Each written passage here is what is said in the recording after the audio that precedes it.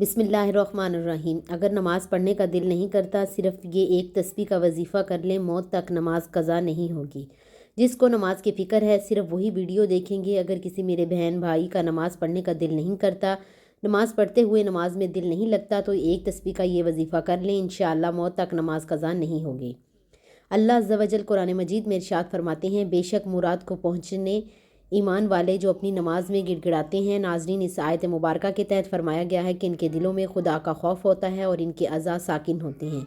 अगर कभी ऐसा हुआ कि आप अज़ान की आवाज़ सुन लें, दिन में एक लम्हे के ख्याल आए कि नमाज़ पढ़ लूँ, मगर अगले ही लम्हे दिल टूट कर बैठ जाएँ, जिस्म हिलने को तैयार ना हो, इबादत की तरफ रग़बत ना हो, सुस्ती, गफलत या अंदर की कोई कमज़ोरी इंसान के कदम रोक ले, तो जान ले आप अकेले नहीं हैं। ये आजमाइश बहुत से मुसलमानों पर आती है, मगर असल बात यह है कि जिसे नमाज की फ़िक्र होती है, जिसके दिल में दर्द हो, जिसे ये एहसास हो कि मैं रब के हजूर हाजिर नहीं हो पा रहा, बस वही सआदत वाला है। क्योंकि जिसे फ़िक्र होती है, इसके लिए अल्लाह खुद रस्ते खोल देते हैं। आज की इस वीडियो में हम आपको एक ऐसा मुख्तसर सा वजीफ़ा बता रहे हैं, एक ऐसी तस्वीर जो दिल की नमाज की तरफ खींच लाती है, जो इंसान के अंदर ऐसा नूर पैदा करती है कि फिर वो नमाज छोड़ने का सोच भी नहीं सकता। और सबसे बढ़कर औलिया फरमाते हैं कि जो शख्स इस तस्बीह पर मुस्तकिल मिजाजी इख्तियार करे, इसकी ज़िंदगी में मौत तक नमाज कज़ा नहीं होती। ये बातें मुबालगा नहीं, ये दिल की कफ़ायत का इल्म है। जब दिल तैयार हो जाए तो जिस्म खुद ब खुद सजदे की तरफ चला जाता है।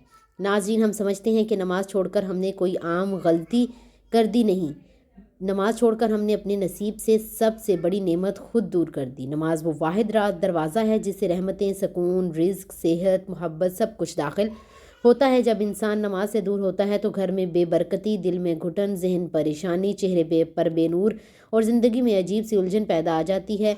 लेकिन खुशखबरी ये है कि ये अल्लाह का दरवाज़ा हमेशा खुला है। चाहे ज़िंदगी का कोई भी मुकाम हो, अगर हम वापस मुड़ जाएँ तो हमारी रहमत हमारी तरफ दौड़ कर आती है।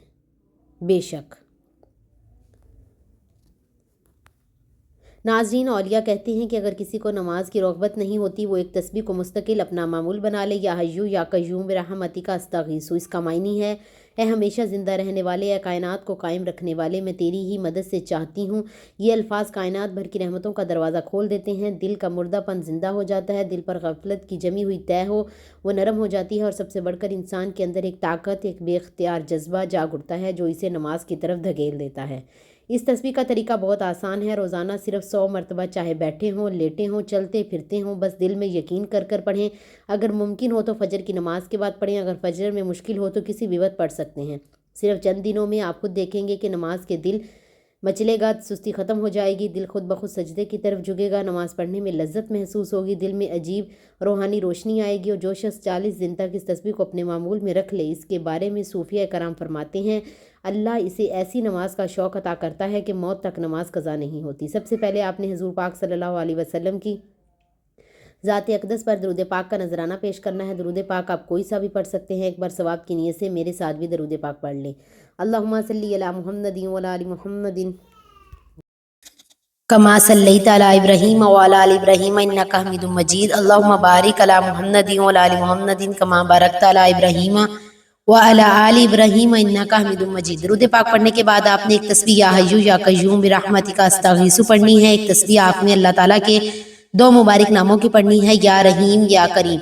2 नामों को मिलाकर पढ़ेंगे तो एक शुमार होगा। ये एक तस्बीह पढ़ने के बाद आपने 33 मरतबा अस्तगफिरुल्लाह रब्बी मिन कुल्ली ज़म्बिन व अतूबु इलैहि आखिर में फिर दोबारा दरूद पाक पढ़ना है जो शुरू में पढ़ा था। जो इंसान ये तस्बीह पढ़ने का मामूल बना लेगा, मौत तक इसकी नमाज कज़ा नहीं होगी, नमाज पढ़ने में इसका दिल लगेगा इंशाअल्लाह। नाज़रीन, अगर आप वाकई चाहते हैं कि आपकी ज़िंदगी में नमाज कभी कज़ा ना हो, तो दिल से इस तस्बीह को अपना मामूल बना लें। ये अमल उन्हीं लोगों के लिए है जिन्होंने अपनी आखिरत की फिक्र है, जिनके दिल में सच्ची तड़प है। अल्लाह के करीब हो जाओ। याद रखें, अल्लाह के दरवाजे हमेशा खुले हैं, बस एक कदम आप बढ़ाएं, बाकी सारे रास्ते वो खुद आसान कर देगा। मोहतरम नाज़रीन, इस्तिग़फ़ार एक ऐसा अमल है जिसके ज़रिए इंसान अपने दिलों से गुनाहों की स्याही को दूर करके अल्लाह का कर्ब हासिल कर सकता है। जैसा कि रवायत में है, हज़रत अनस रज़ियल्लाहु ताला अन्हा से रवायत है कि नबी करीम सल्लल्लाहु अलैहि वसल्लम का फरमान शफ़क़त निशान है, बेशक तांबे की तरह दिलों को भी जंग लग जाता है और इसकी जला करना इस्तिग़फ़ार है। इस्तिग़फ़ार के फ़ज़ाइल में ये भी है कि इसकी कसरत इंसान की परेशानियों को दूर करती है और रिज़्क़ में भी बरकतें नसीब होती हैं।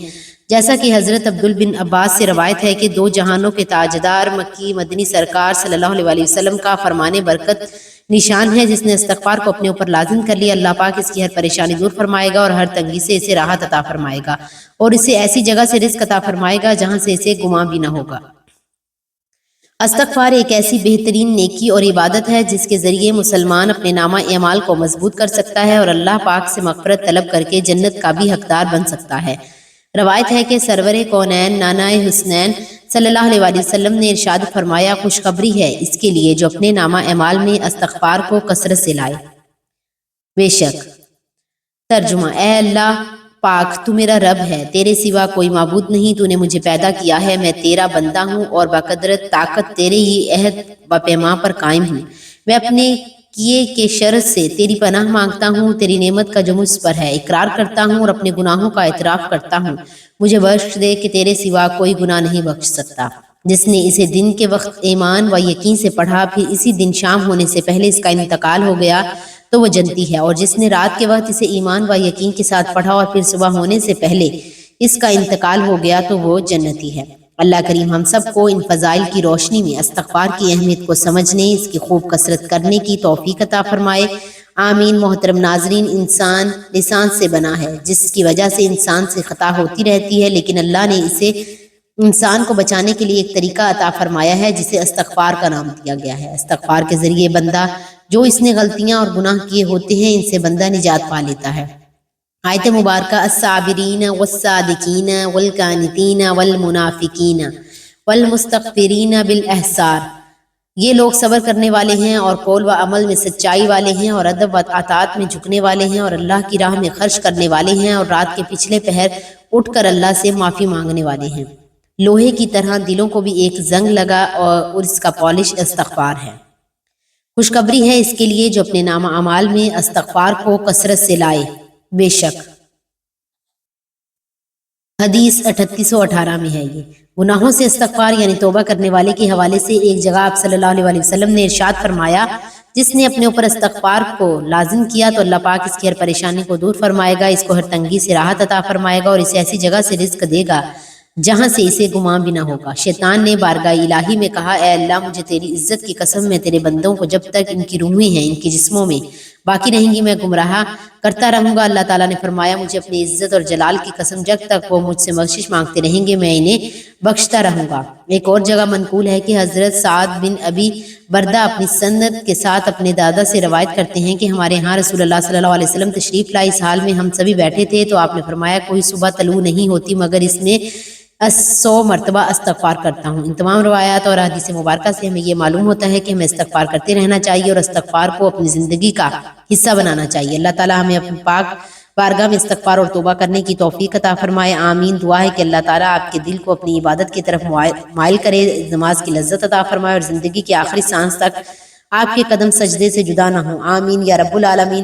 میری اللہ تعالیٰ سے دعا ہے کہ اللہ تعالیٰ ہم سب کو 5 وقت کا پکا سچا نمازی بنائے، اللہ تعالیٰ ہم سب کو نیک اعمال کرنے کی توفیق عطا فرمائے، اللہ تعالیٰ نیکی کی بات کو سننے سمجھنے اور اس پر عمل کرنے کی طاقت عطا فرمائے۔ میرا سنانا اور آپ کا سننا اپنی پاک بارگاہ الہی میں قبول و منظور فرمائے، جو مانگا مقدر فرمائے، جو نہیں مانگ سکے بن مانگے عطا فرمائے۔ آپ سے گزارش ہے کہ اپنے رزق میں برکت، وسعت اور کسادگی کے لیے اللہ تعالیٰ کے 99 ناموں میں سے کوئی ایک نام لکھ کر کمنٹس میں ضرور شیئر کریں۔ اللہ پاک ہم سب کا حامی و ناصر ہو، آمین۔ جزاک اللہ خیر۔